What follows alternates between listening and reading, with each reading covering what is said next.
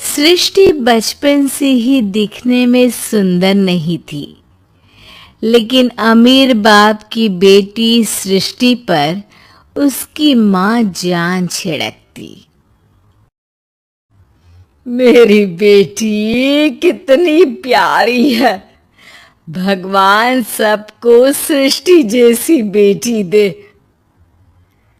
सृष्टि धीरे धीरे बड़ी होती है। एक दिन सृष्टि की सहेली कहती है, तू दिखने में कितनी अजीब सी है, लेकिन मैं जानती हूँ हम सब में सबसे अच्छी शादी तो तेरी ही होगी। तेरे पापा अमीर जो है, और बता नहीं सकते यार, दहेज तो हर कोई देता है। ये क्या ज्यादा ले जाएगी अपने पति के लिए?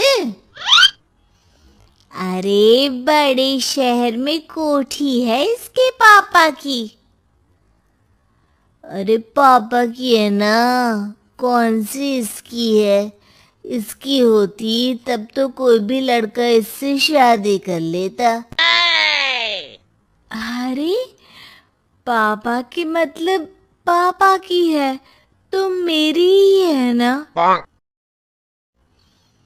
किसने कहा? अब तेरी तो तब होगी ना जब तेरा भाई ना हो। वैसे भी शादी के बाद सारी प्रॉपर्टी भाई के नाम होती है।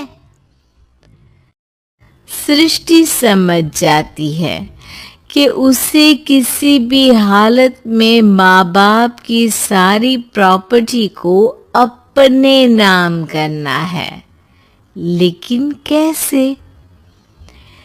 एक दिन सृष्टि का भाई शीनू कहता है, बहन क्या कर रही है? तुझसे एक बात करनी है। अरे हाँ हाँ करना, मैं तो तेरी बहन हूँ। बहन मेरी लाइफ में ना एक लड़की है, बहुत अच्छी है। मैं सोच रहा हूँ माँ और पापा से बात करूँ शादी के लिए। सृष्टि को समझ में आ जाता है कि भाई की शादी होते ही भाभी उसे एक दिन भी घर में बर्दाश्त नहीं करेगी।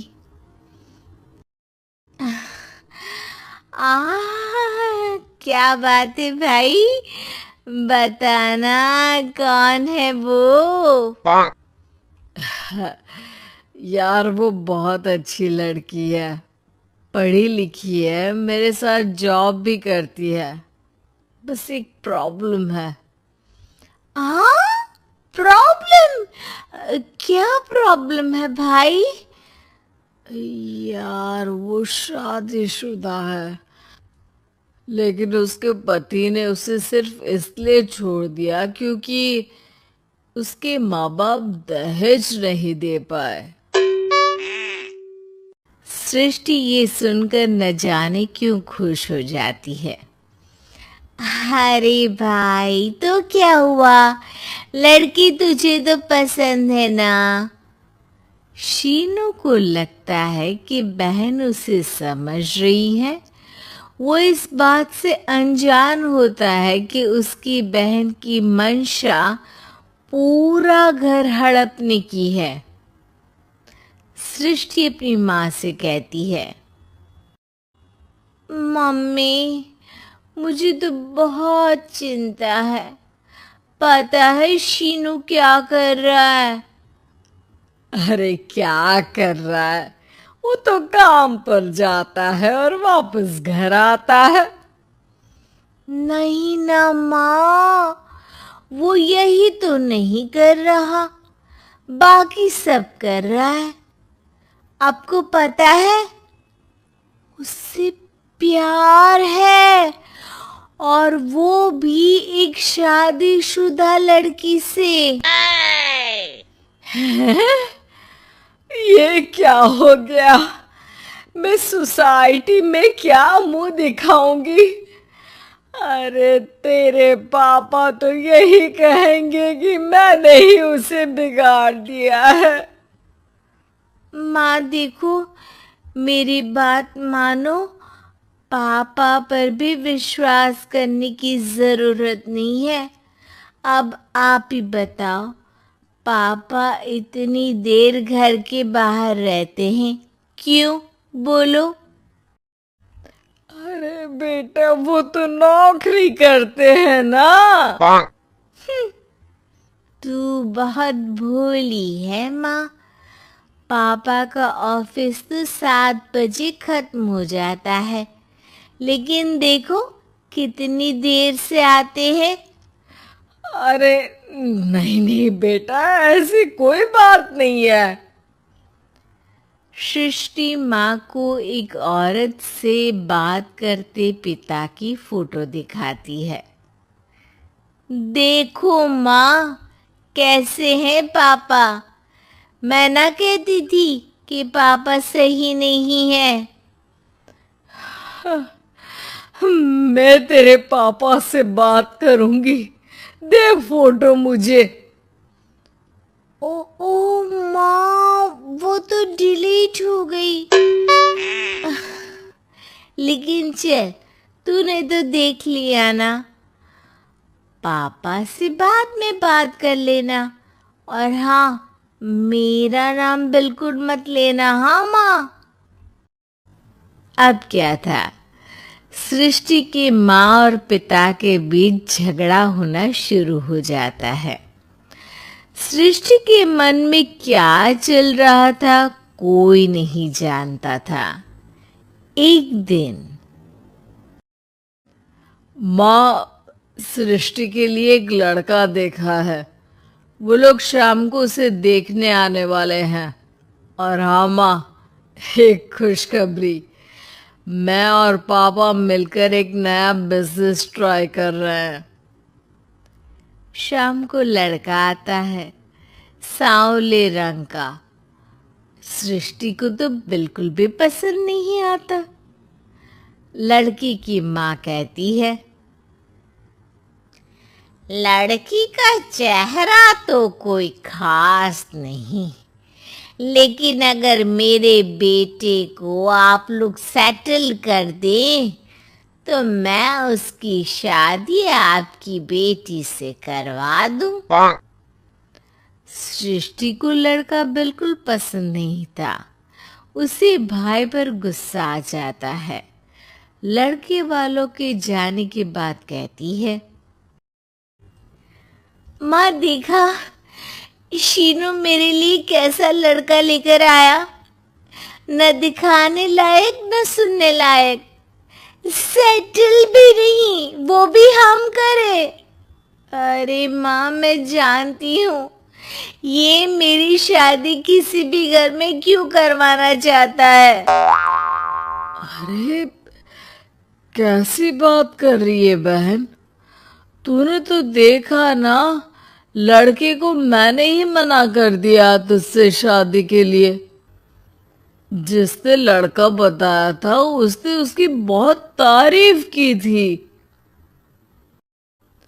बात आई गई हो जाती है, लेकिन सृष्टि का मन शांत नहीं होता। क्या करूं, कुछ समझ में नहीं आ रहा। मेरी शादी हो गई तो ये लोग पूरी प्रॉपर्टी शीनू के नाम कर देंगे। मेरे हाथ तो कुछ लगेगा ही नहीं। तभी सृष्टि को आइडिया आता है। वो किसी वकील को फोन करती है। जी देखिए, अगर आपके मम्मी पापा का तलाक हो जाता है तो आपके पिता की आधी प्रॉपर्टी आपकी माँ के नाम हो जाएगी। फिर उसे वो किसी को भी दे सकती है। सृष्टि अब माँ को बेटे के खिलाफ भरती है। माँ, शीनू पर नजर रखा करो। वो जिस लड़की के प्यार में है ना, वो शादीशुदा है। यहाँ आएगी, सारा पैसा, रुपया, जमीन, जायदाद सब हड़प लेगी। पापा का भी हाल तुमसे छुपा नहीं है। ऐसा ना हो कि मैं और आप एक दिन सड़क पर भीख मांगे। हे भगवान, मैं तो जीते जी मर जाऊंगी अगर ऐसा हो गया तो। ऐसा हो गया नहीं माँ, ऐसा ही होगा। अभी समय है, आगे का सोच लो। मैं तो कहती हूँ पापा से आधी प्रॉपर्टी लेकर अलग हो जाओ। पापा की आधी प्रॉपर्टी भी हम लोगों को अगर मिल जाती है ना, तो अगले 7 जन्म सफल समझो। बेचारी माँ बेटी के कहने पर पति से तलाक लेकर अलग हो जाती है। सृष्टि अब पैसों से गाड़ी और अपने दूसरे महंगे शौक पूरे करने लगी। उसके दोस्त भी उसके पैसे इस्तेमाल करते। सृष्टि, कल तुम कहाँ थी? मैं सारा दिन घर पर अकेली थी। तो मैं क्या करूं? मैंने ठेका तो नहीं लिया है ना तुम्हें संभालने का। माँ को सृष्टि से ये उम्मीद नहीं थी। वो बैठकर रोने लगती है। वहीं उसका पति यानी कि सृष्टि के पिता आ जाते हैं। मैं जानता था कि तुम्हारा यही हाल होगा, तो आपने मुझे रोका क्यों नहीं? मैं रोकता तो तुम रुकती क्या? सृष्टि के कहने पर तुमने मुझ पर, अपने बेटे पर शक किया, लेकिन तुम ये भूल गई कि कैसे हम दोनों ने मिलकर जीवन में इतना सब खड़ा किया। माँ पति के गले लग जाती है। मुझे माफ कर दीजिए, मैंने आपकी कमाई का एक बड़ा हिस्सा गवा दिया। कोई बात नहीं, तुम साथ हो तो मैं ऐसी 7 प्रॉपर्टी खड़ी कर दूंगा। तभी वहां सृष्टि आ जाती है रोते हुए। माँ, मयंक ने मुझे छोड़ दिया। वो बोल रहा था जब तक मेरे पास पैसे थे तब तक ही वो मेरे साथ था।